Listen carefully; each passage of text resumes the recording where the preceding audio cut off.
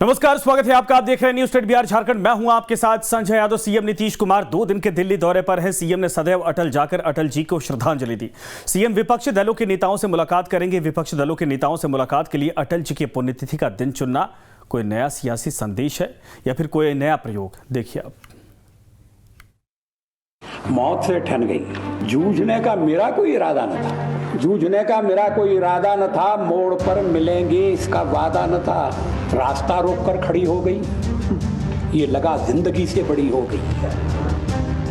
विपक्ष का कोई नेता पूर्व पीएम अटल बिहारी वाजपेयी को भले न याद करे, पर बिहार के सीएम नीतीश कुमार उन्हें कभी नहीं भूलते।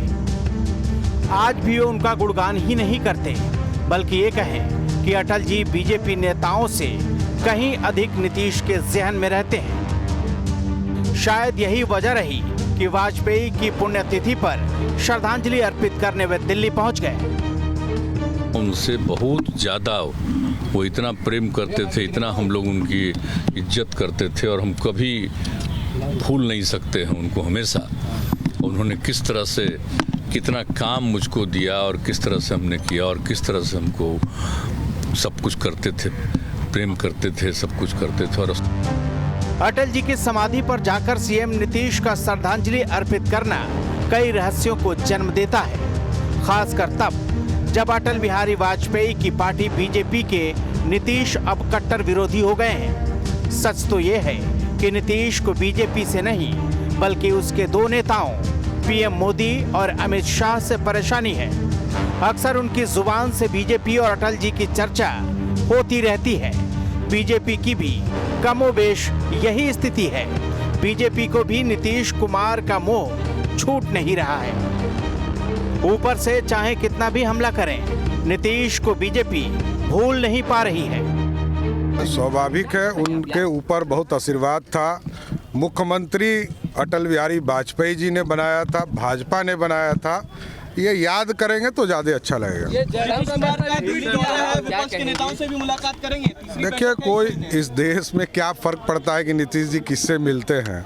इस देश में फिर से नरेंद्र मोदी जी की सरकार 2024 में बनेगी।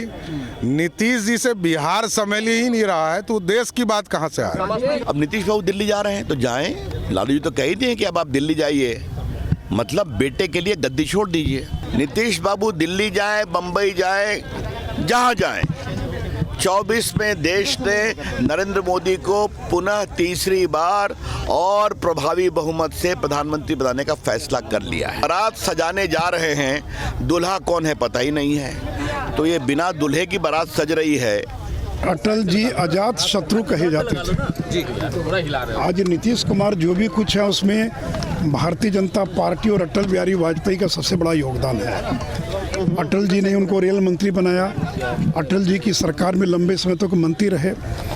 लेकिन देखिए, जब वो आडवाणी जी अटल जी की प्रशंसा करते हैं तो उनके मन में श्रद्धा भाव कम बल्कि बीजेपी में एक विभाजन पैदा करने का प्रयास करते वो। इसे नरेंद्र मोदी बनाम आडवाणी, नरेंद्र मोदी बनाम अटल बिहारी वाजपेयी, ये पैदा करने का प्रयास करते हैं, तो इसमें वो कभी सफल नहीं होंगे। अटल जी की सरकार में पहली बार केंद्रीय मंत्री बनने का मौका मिला। नीतीश वाजपेयी सरकार में कृषि मंत्री और रेल मंत्री बनाए गए। नीतीश कुमार जी जिस मुहिम में लगे हुए हैं वो डॉक्टर अंबेडकर की मुहिम है कि इंडिया दैट इज भारत, और उसके सफल परिणाम भी आ रहे हैं। अभी तो और दल के लोग जुड़ेंगे और भाजपा बेचैन हो जाती है, तड़पने लगती है। खैर, तड़पते रहिए। अब तो पितृपक्ष का मेला भी आ रहा है, तो राजनीति का भी पिंडदान करना होगा, तो जल प्रबंधन कर दिए हैं फल्गु में, कोई दिक्कत नहीं है। नीतीश जी लगातार सभी नेताओं के संपर्क में हैं और सब लोग की एक ही आकांक्षा है कि देश का लोकतंत्र देश में कैसे स्वस्थ हो, कैसे भय के वातावरण से देश को मुक्ति मिले, देश कैसे विकसित हो, संघीय ढांचे पे जो हमले हो रहे हैं उससे देश को मुक्ति कैसे मिले, इस पर सजग भी हैं और पूरी तरह से आगे बढ़ भी चुके हैं।